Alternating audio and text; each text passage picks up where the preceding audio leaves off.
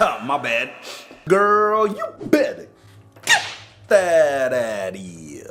Today we're gonna be checking out some scary Easter eggs in Disney movies. You have one mission should you choose to accept it. The mission is to click the subscribe button. Please just click it. Just do it right now. Take your time. Go ahead. Just click the subscribe button. All right, you did it? All right, cool.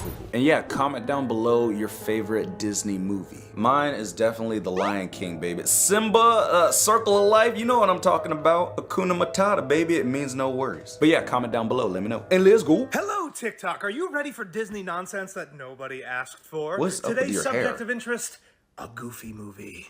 I call this the Chad Saga. It's a journey. Oh, they're so cute together. Anyway, so it all starts here during the opening number. After today, everybody loves it. And then we have these two, and then enter him. Behold, Chad. His name is actually Chad, by the way. Remember this face! So first, we have this opening scene. Two ladies right here. He's already hitting on this one, who's actually voiced by Julie Brown, who also voiced Minerva Mink, and Julie Bruin. I have too many facts that no one cares about. Either way, just remember these two. That's all you need to know. All right. So then everybody celebrates their graduation, the bell rings, and then bam! Chad is with his lady. Everything seems fine in the world. Sure, Chad and the lady are hitting it off. And then the scene continues. We're just a few seconds into it. What could go wrong? Max is living his sort of best life. He falls. Okay. Embarrassment to the school. All right, that's fine. And then bam! Chad has already moved on with another woman in less than 10 seconds. Dang, Chad. Chad gets around. Or Chad has a twin. I don't know. It is a Disney Easter egg. And Chad, you moved on to a new girl. Like, this girl was just hatched. Everybody cancel Chad. Shocking conspiracy theories about Disney movies, part 2. And today we're going to be talking about Nice accent. Frozen. So despite Frozen already being quite a dark movie to enter into Disney, there's a very twisted theory about it. And that's that Kristoff is wearing the skinned pelt of Sven's mother. I mean, it is cold in Arendelle, so you can't really blame Kristoff for wrapping up. But if you actually examine what he's wearing, it looks like reindeer skin. I mean, Sven's mum is kind of like a Bambi situation. She's just not there. And obviously Kristoff's an orphan, so they could have just wrapped him up in the skin so he didn't freeze. Maybe Sven's just too stupid to notice. Wow. Or that people are just looking too much into it.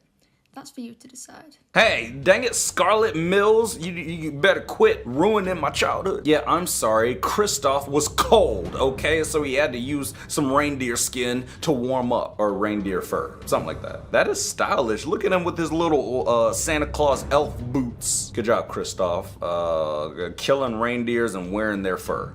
Disney conspiracy theory. All right, well, bro, get out of my face. Ariel's mom, Athena from The Little Mermaid. What did she do? Was actually one of Peter Pan's mermaid's friends in the movie Peter Pan, and they were all killed by Captain Hook. Dang.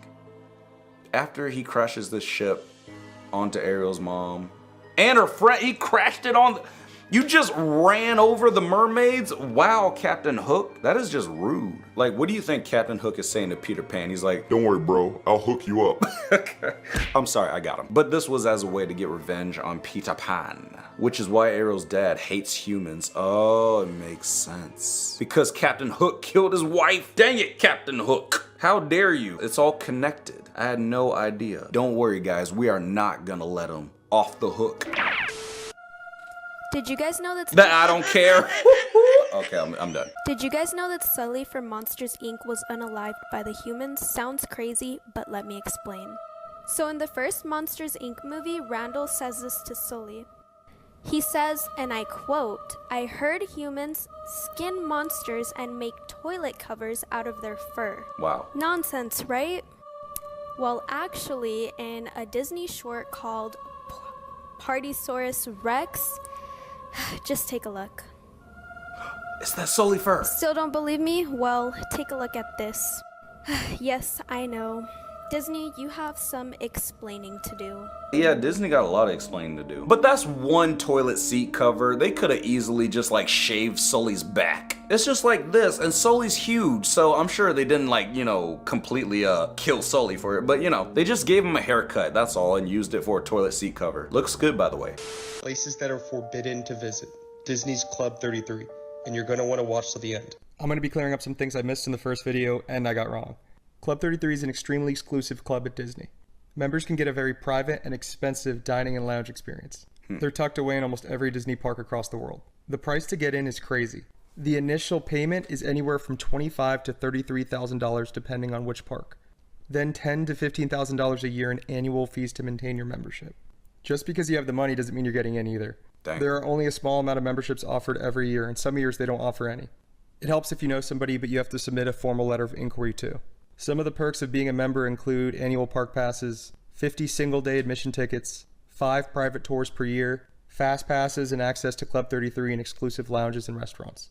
This formerly was the only place you could get alcohol. Now you can get alcohol over the park. Like and follow for more videos like these. Oh man, Club 33, it's a dang cult. Or it's just a place for rich people to, you know, have dinner at Disneyland. Why do they call it Club 33? Is it because it costs $33,000? I guess we'll never know. I found the craziest Turning Red Pixar movie theories. Is Abby from Turning Red actually Agnes from Despicable Me? Yes. When she meets May in her panda form for the first time, she says this. So fluffy! You're so fluffy! Jeez. And it has been 20 years, which means May is probably 33 right now and has her own child. Since she kept the red panda, her new child is probably facing the same issues as her. And this is what's probably gonna happen in Turning Red too. What the, bro, where the heck did you just come from? And where's the rest of your mustache? Dang it, Ruth Bell Pan. How dare you try to connect the dots with Disney movies? And why do you have earphones with the cord on it? Come on, girl, it's supposed to be wireless. You got a few wires loose, if you know what I'm talking about. Did you know about this theory that connects Pinocchio with Snow White and the Seven Dwarfs? No. I didn't.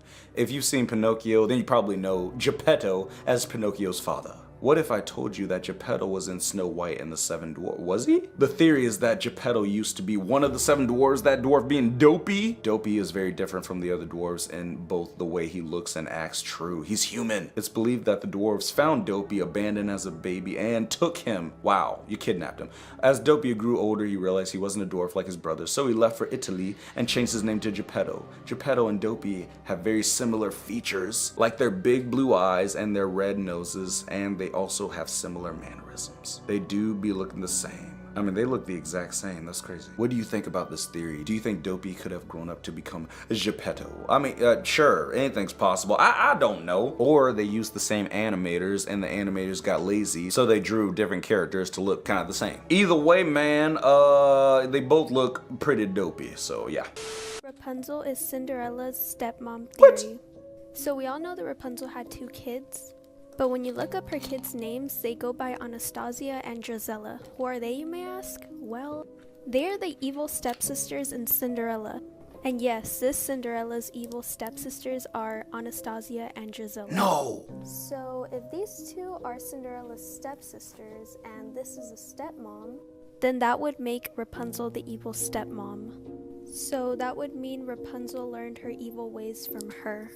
What? No, Rapunzel would never turn into the evil well, I guess she did. Dang it, Rapunzel, you have one job. Put down that pan. I love how that was her favorite weapon. She was just knocking people's block off with a skillet. Scary truth about Finding Nemo. Okay. So everybody knows Finding Nemo is about a father looking for his son.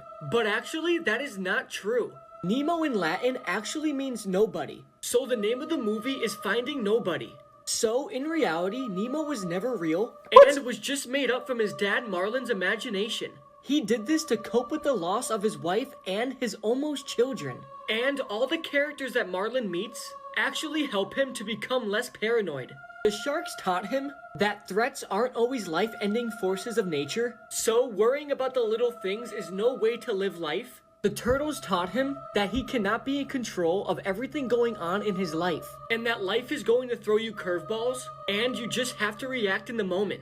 Finally, Dory teaches him his biggest lesson yet, and that is to enjoy the moments you have instead of worrying about every little thing. Yeah, that sounds about right. Or Nemo was real and Nemo has like a different meaning, like, you know, in a different language or something. I don't know. You telling me he traveled the whole dang ocean to find nothing? Come on, man. What a waste of time. Disney fairy tales you grew up on were actually not what you think they were. Here are the real stories behind these fairy tales and their gory endings. Okay. Number 1. Snow White. What we saw. The queen unalives falling down a cliff. Snow White and her Prince Charming were married after he saved her life and lived happily ever after. The original ending. The evil queen is invited to the wedding, where she is forced to put on hot iron shoes and made to dance until she unalived. What we have known of Snow White and the Seven Dwarfs is nothing like the sadistic end of the original version by the Brothers Grimm. The queen tries to unalive Snow White not just once but twice. After the prince saves Snow White from choking on the apple, they decide to get married. The two then invite the queen for a sadistic revenge that will ultimately take her life. If you enjoy this... Hey, all right, jeez, that voice came out of nowhere. That's just evil. Yeah, I do not want to know the real life, like, endings or, like, you know, what these Disney movies were based on. They're a lot more, yeah, how do you put this? Nasty. And what the heck is that? But if you enjoyed this video, then go ahead, give it a like. And yeah, I'ma see ya in the next one. Peace.